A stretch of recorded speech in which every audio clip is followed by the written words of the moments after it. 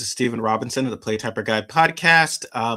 We're just about to start part 2 of my Angels in America discussion with Evan Stern, and we'll also seamlessly transition into more discussions about the late Lindsey Graham. In Angels in America, there's a wonderful scene where Will Coyne explains why he does not see himself as gay.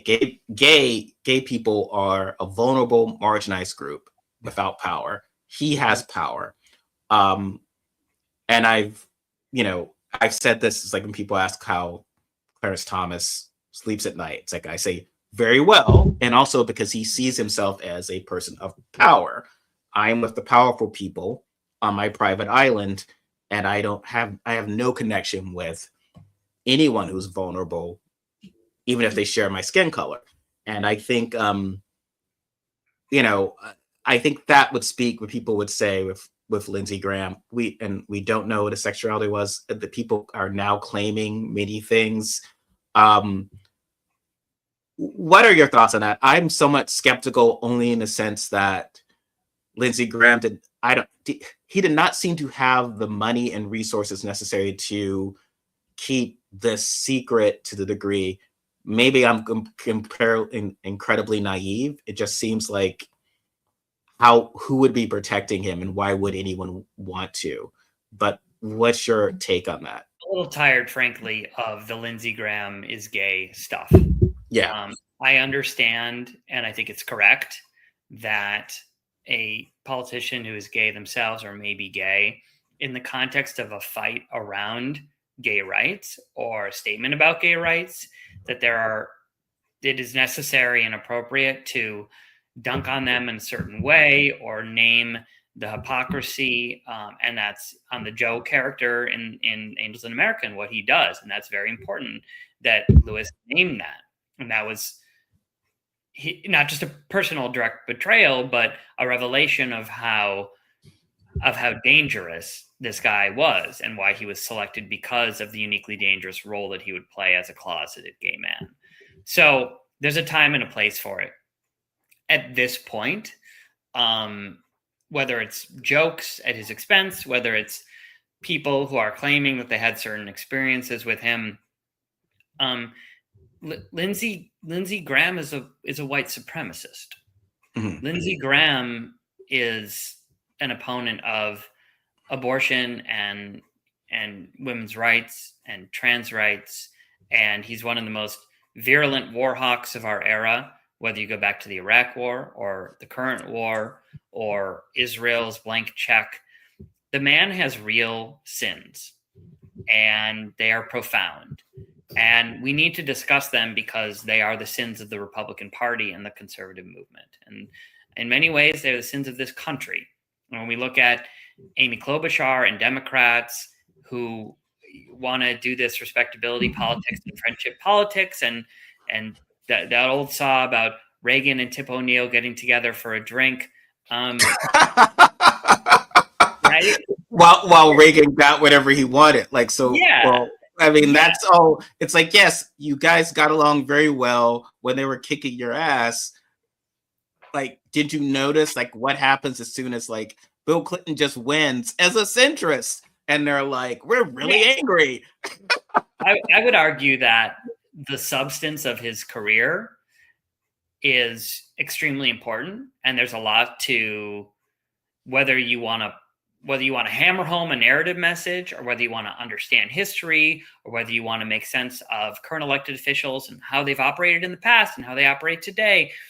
There's a tremendous amount of value in unpacking and applying the lessons from his legacy as a public figure. And I would go so far as to say that when we're talking about what he did in his private life, that is a distraction, and it's a dangerous distraction. And even if you hate the man as much as we do, when you're focusing on whether he hired some prostitute or whatever, like, and there is, as I recall, correct me if I have this wrong, but like, there is a very well-known and at the time quite credible scandal about him abusing interns in his office and being predacious or committing sex crimes. And like, that's something that we need to talk about if that's Sure. a real thing. And that has been all, of course, it's unfortunately a timeless concern, whether it's Plattner or Trump or any of these men. And like, that's the thing that we should be talking about when we're talking about Graham's sexuality. And anything that's like making fun of him being gay, or here's how bad, it's like a shame he didn't get to live his truth. It's like, that is a distraction from the substance. And there's a lot to remember and learn from the substance. And it also it exposes people like Klobuchar as being like, I hate her. I hate her for this. And like, we should be hating the Nazis and the Republican Party. And I think people are right to feel a sense of rage at this point, not just against the Gestapo, but against like the people who voted for the Lake and Riley Act, and many of whom are asking for our votes and our dollars and our volunteer hours. Graham, and Klobuchar might want to act like Graham's playing a game, but it wasn't a game. And I think for the average voter, they're like, oh, when Graham defends Brett Kavanaugh, and he's like, these terrible people are trying to ruin a good man's life, people identify, well, of course he's mad. And Democrats are like, oh, well, voters are really going to punish you because he got angry. It's like, well, people get angry when they say that you are hurting someone. You should maybe get angry.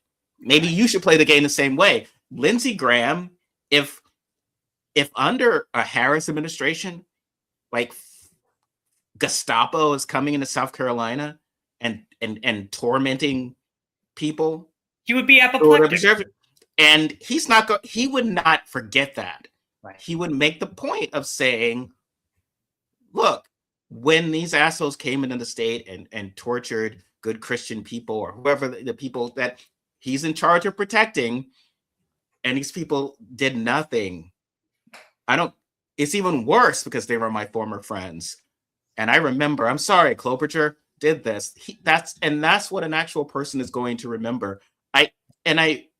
What I will get to, and I brought up the stories about Graham, and I agree with you about the distraction, but I think to me, what stood out is that I feel like when people see that Roy Cohenstein and Angels in America, they don't get perhaps the political argument that I think is correct, which is ultimately it's not about my race, my religion, but in a certain way, maybe it is about the powerful and the powerless.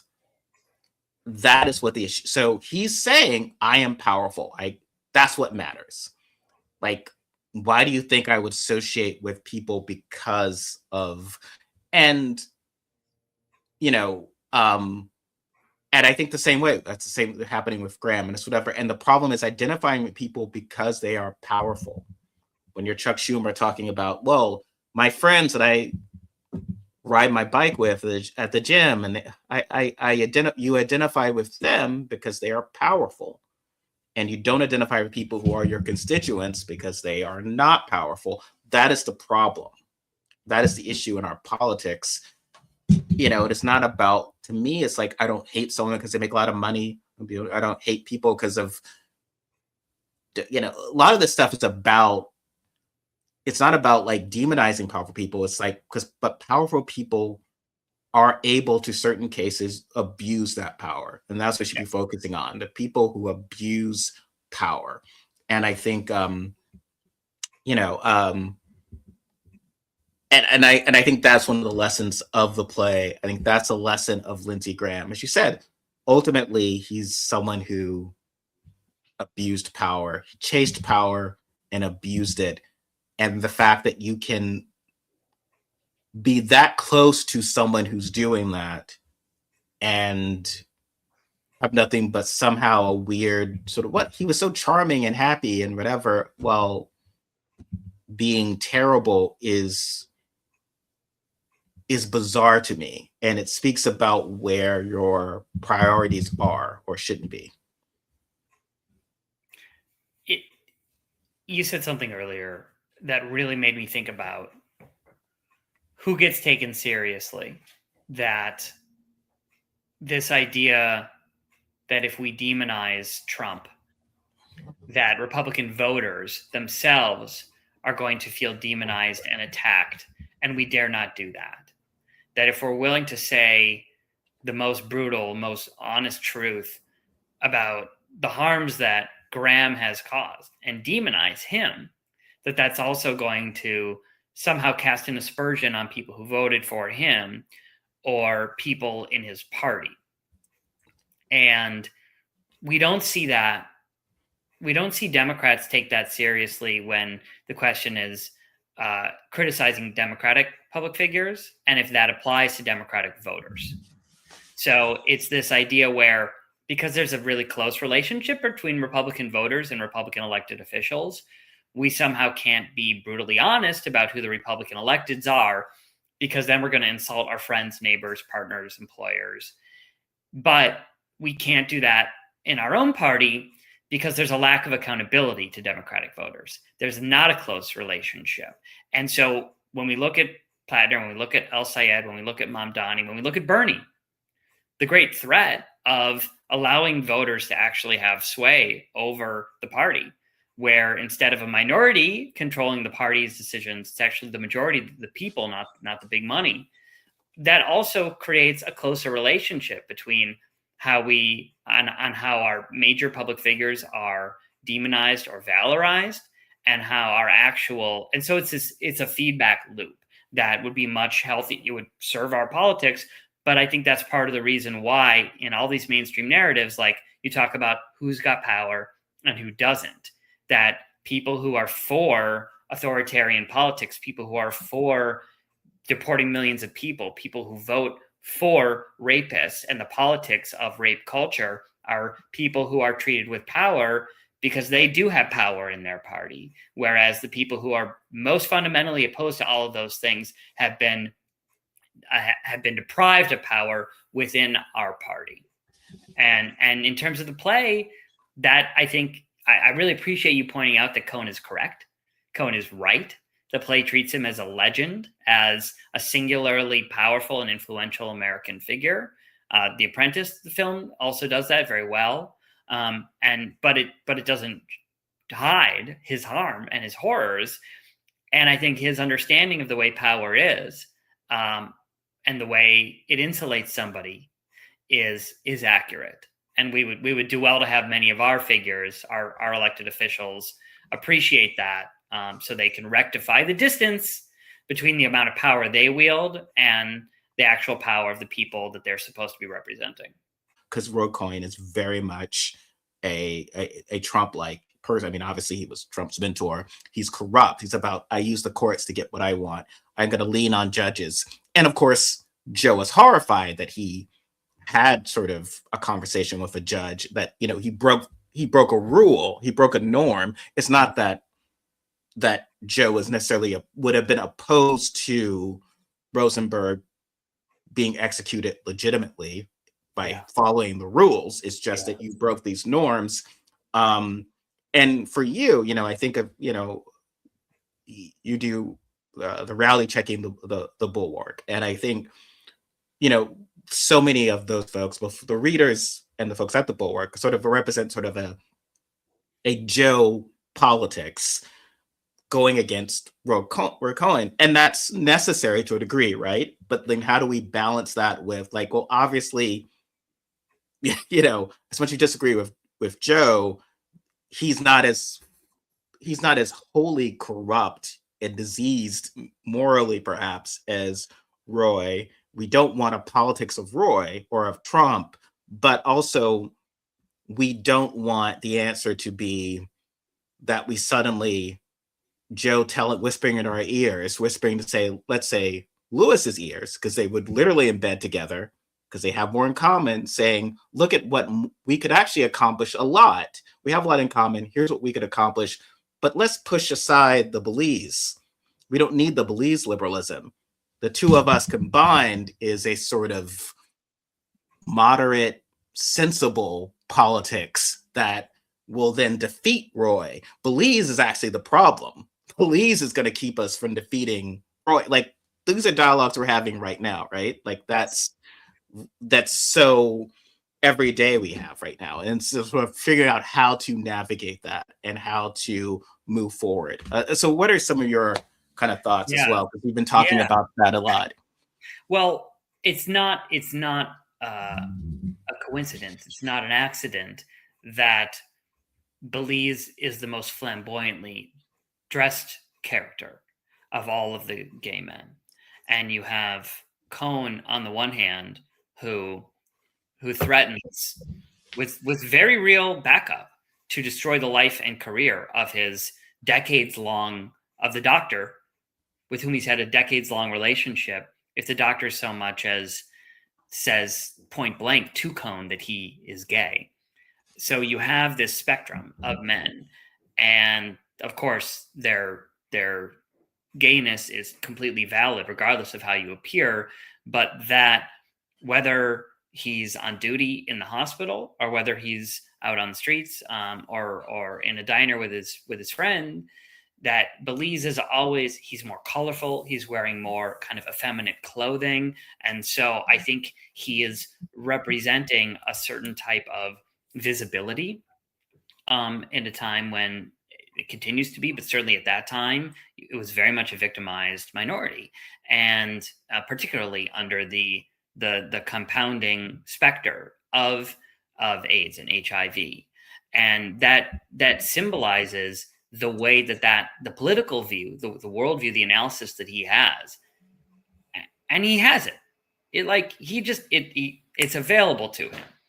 He's not pontificating. He's not trying things on. It comes up in situation after situation after situation. He has a deep understanding of it that is very much just something he has come to through his lived experience. And in our moment, that, you're right to point out the way it appears in this coalition between the sort of center left and the center right, or the liberals and the sort of anti-Trump conservatives, and how that coalition conceives oftentimes of itself as complete, while ignoring entirely the folks that are actually should be part of the coalition, but would hold their feet to the fire or challenge some of their baseline assumptions, or interrogate the way that ruling coalition has hollowed out our civil liberties, hollowed out our economic opportunities. And in the story, Belize represents that on the bulwark of it all, and the Never Trump conservatives and the Pod Save America and Pod Johns. Today, it feels like in this moment in particular, I feel like this is most acutely playing out within the Democratic Party and within the fight for the future of the Democratic Party around issues of foreign policy, the influence of big money and dark money and corruption in politics, and human rights as it relates to Israel, Gaza, and genocide in the Iran war. That within the Democratic coalition, you see the Lewises, and you see the Joes, and you see the Joes' mothers, and all of these, and they're saying kind of like, well, we should either stop funding Israel on the one end of the spectrum, or we should just give them defensive weapons and not offensive weapons. And that's the sort of the two ends. And then there's this sort of raging, ascendant, loud minority that's still in the party, that's still in the tent, that is winning mayoral elections in New York, that is on track to win high stakes primary elections for Senate in Michigan, that even with the total corruption and obliteration of Graham Plattner, like the platform that he ran on, that his successor is likely to win on, are all pointing to this direction of like this end of the spectrum that says, well, we should end all foreign aid to Israel, is not the end of the spectrum. That's the midpoint. There's an entire, much more morally clear, much more strategically informed attitude that there's this emerging kind of mainstream narrative that completely ignores. And that is literally Belize's politics. In the moment where Israel-Palestine comes up in the play, he's already there. Absolutely. And that's where I think we're seeing this play out today, in particular, when you talk about, we're recording this conversation on Monday, the 13th, and I read your piece this morning that you reflect on Senator Klobuchar's statement about the death of her good friend, Lindsey Graham. These are two members of the Senate, and how she could say so many things. She could say so many things about what he's done, who he has been, the impact of his politics, the impact of his statements. And what she does instead is really celebrate the man. Mhm. And it's on this premise of what they have in common as human beings, as members of the Senate, as people who have collaborated on legislation.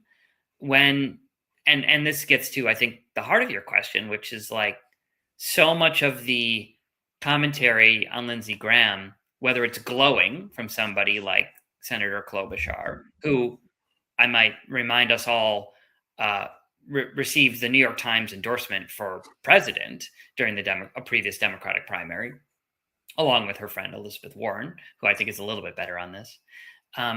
But it's also from mainstream media publications are looking at the legacy of Graham and who he has been, and basically saying, like, up until 10 years ago, this guy was a good guy. Up until 10 years ago, this guy had principled politics.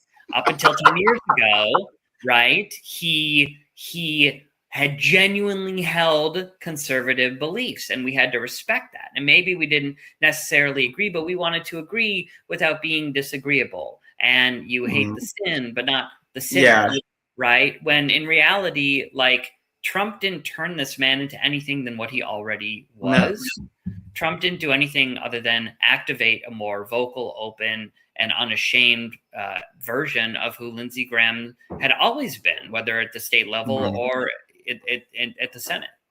And in what the party had been doing. So watch this play. Watch what they're talking. Watch the stuff that Joe is doing, which is negative. And, you know, I didn't go into this in the piece, but this isn't 20 years ago, right? So it's one thing for Klobuchar to make this statement 20 years ago in a different type of politics. But this is a politics where, you know, again, this is a DNC that in 2024 had space for Stephanie Grisham, who lied professionally for Trump, but did not have space for a Palestinian speaker who was an elected state Democrat in a swing state in Georgia. They did not let real Romans speak. And so to me, it becomes sort of, it's not just that, because people have defended Klobuchar. Oh, she's saying nice things about her friend. Okay, but when Chuck Schumer's own constituent, Muhammad Khalil, was disappeared, his statement was kind of like, after a while, very begrudgingly, well, I guess Trump shouldn't disappear people. There should probably be a process. But let me first go on for paragraphs about how vitriolically angry and how much I dislike everything this person said and everything he represents. And, you know, so those things exist at the same time. And so when Kristen Gillibrand wants to joke around with Ted Cruz about, you know, basketball, on the same day that Ted Cruz makes just some grotesquely transphobic statements, that's revealing, because we know there are lines that would not like if someone was going out and saying horribly anti-Semitic stuff, rightly, we wouldn't be like, oh, well, you know, right. Even though this person's a Nazi, they are really charming and fun. Like, you shouldn't say that. I don't support people backing Nazis, but at the same time, like, why is it okay if someone is overtly racist or promotes racism or overtly, you know, anti-LGBT and all these things? It just becomes, and this is sort of, well, you're sort of our defenders. And it's sort of interesting because people sort of misread a lot of Trump's horribleness. The ways he's not horrible is fact that he was not someone, well, yeah, Trump would be like, yeah, I don't like this guy. I didn't like him when he was alive. I didn't like him when he was dead. And I think a lot of voters are kind of like, yeah, like, I'm not someone who made my life miserable. I'm not going to say, like, while making my life miserable, they were quite charming. It doesn't make any. And when people talk about them being fellow colleagues, you know, if you and I kind of worked in the arts, worked sort of in theater, but had very different views about theater, and like, you know, you thought I was too corporate about the shows I wanted to see and who my donors were and all of that. And we were always at loggerheads. And if something happened to me or one of us, we could say, oh, well, we both love theater. That was our objective, was to put good theater. We came at it from different ways. And who knows? Yeah, maybe, our being at loggerheads made us better. You could see that. You could get that, right? Because we're sort of in the same thing. But it's like, I never get this because, like, okay, well, I don't know. Why did you get into politics? If you really wanted to do these things, Lindsey Graham was someone who, at every step of the way, was trying to stop you, was trying to prevent you from doing anything positive. Like, I mean, you shouldn't dance on his grave, but it's weird that you would think that you were all fellow travelers in a shared mission, because you weren't. He's like fundamentally on every level. And then but they do this whitewashing of where, oh, well, he sort of supported climate change. No, he didn't. He voted against it. Almost every climate. Like, what are you talking about? Yeah. Like, and so it just winds up making it like there's some legislation that he actually worked on to constructively help people together, which there's literally no evidence of this. So I think it's such a failed politics, such a failed politics. And every time one of these guys dies, it's funny. It's almost like people had their response ready to send for when we got actual confirmation that Mitch McConnell had died. And then they just changed it a little bit to send it. Every time one of these men dies, and we heard it about Kissinger, we get this type of reaction. And it is so, I don't think it's working. This is where the play again challenged me, where the play, which again was written 30 years ago, where the film or where the show was made 20 years ago, where it was a different era and the politics were different. And maybe for our next session, we should cover something that Kushner has done more recently, because maybe his politics we can look a little bit differently at how he relates as the era changes and the dynamics change. But this sense that the play is, I felt, pushing back on me wanting to say this person is evil and they're the devil, and we should not only should we not humanize them, but we should actually dehumanize them. Not only should we not invite them on our shows, but we should make a show illustrating how harmful they are, that actually we should be brutal and angry, and we should lean into our emotions, but also deploy a politics of obliteration. And part of that, admittedly, is a tactical analysis. When you go back to Newt Gingrich coming out in the mid-90s and saying, it is not just about making ourselves feel better, but it is truly a tactical choice to ratchet up the terms and the language that we use to talk about Democrats. They are not our colleagues, they are our enemies. They are not our opponents, they are opponents of the nation. They are not people with whom we disagree with, they are threats to our way of life. And that worked. And you could say 30 years later that Gingrich and the Gingrich revolution in messaging and narrative poisoned the Republican Party and ruined our country and drove people apart. And we have this dehumanization, and that may be true. It also gave them Bush versus Gore. It gave them a rollback of Roe v. Wade. It gave them Trump and everything that is downstream of Trump, which is authoritarianism and Nazis marching in the streets and Gestapo killing people. So I have to stop and say, like, maybe we should consider doing a little more dehumanizing, and you make the point. It's like, well, you don't have to stomp on their grave. And I'm like, well, but maybe we should, you mentioned maybe we should. And not just because that feels right. Mm-hmm. That's because it's emotionally honest, because there's a tactical advantage to doing so. You mentioned Coates versus Klein earlier. And Ta-Nehisi Coates issues one of the most important quips of our time as it related to Ezra Klein's decision to, within 24 hours, eulogize and glamorize Charlie Kirk and say that he was doing politics the right way. And Ta-Nehisi Coates asks the critical question, which is, was silence not an option? Mm-hmm. And Klein basically says, no, it wasn't an option for him. And that was the voice that I kept hearing in my head as I saw things like Hunter Biden, things like Amy Klobuchar, other people come out with these statements about Lindsey Graham to say, like, it's that old thing, if you don't have anything nice to say, don't say anything at all. And I would say that if you have something nice to say about Lindsey Graham, maybe don't say anything at all.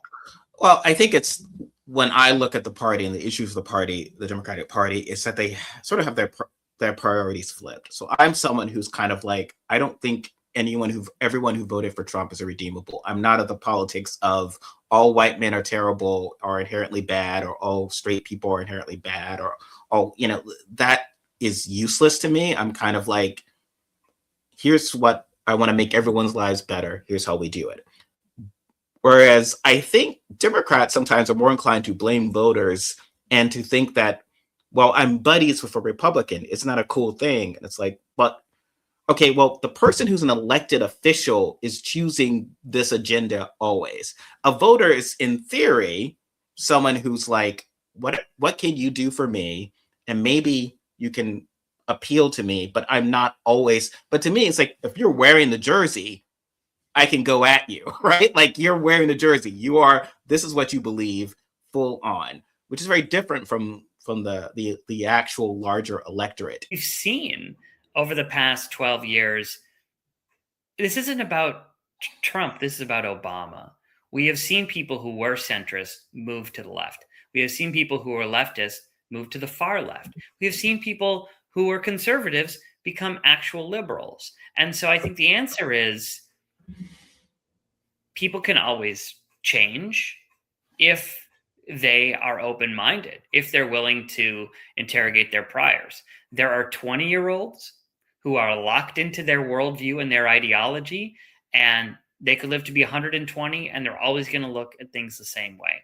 But there are 90-year-olds who relate to politics and who they are going to support today in a way that's really radically different from how they did when they were 80. So I think that the answer to your question is, we've seen it, and that's why Mamdani wins. That's why, and I think the Plattner thing is actually, like, of course it's terrible what he did, and it's terrible the way that he fucked up our politics and betrayed people and took advantage of people. That's all very, very bad. Period. Full stop. Okay, new paragraph.